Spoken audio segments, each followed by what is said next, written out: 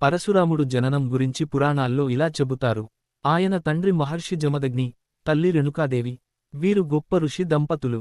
చాలా కాలం తపస్సు చేసి భగవంతుని ప్రార్థించగా విష్ణువు యొక్క అవతారంగా పరశురాముడు జన్మించాడని పురాణాలు చెబుతాయి.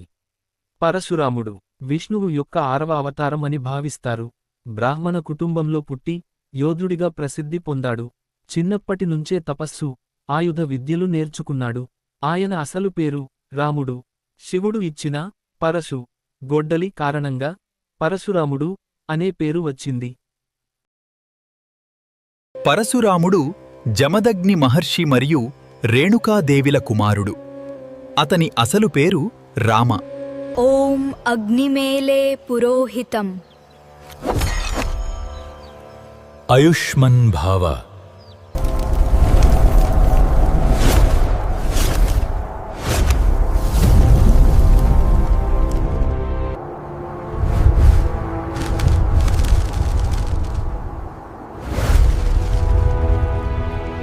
ఏ దివ్య గోవు నాది. ఎవరు అడ్డుపడ్డా సరే నేను తీసుకెళ్తాను. మహారాజా, ఇది అధర్మాన్ని ఏ గోవుని విధించిపెత్తంది. భటులారా, తక్షణం కామధేనువుని నా రథం వద్దకు తీసుకువెళ్ళండి. ఈ ఐశ్వర్యం నాకు చెందాలి.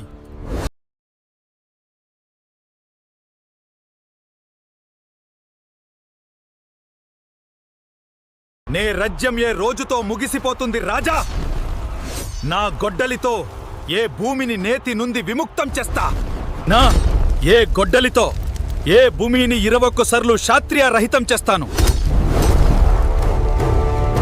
రాజులారా, మీ అహంకారం ఇక్కడితో ముగుస్తుంది. మీ అధర్మం యొక్క పరిణామానికి సిద్ధంగా ఉందంది. శత్రు సంహారం చేస్తాను.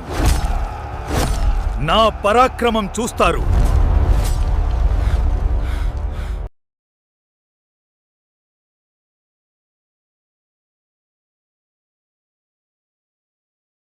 నా ప్రతిజ్ఞ నెరవేరింది.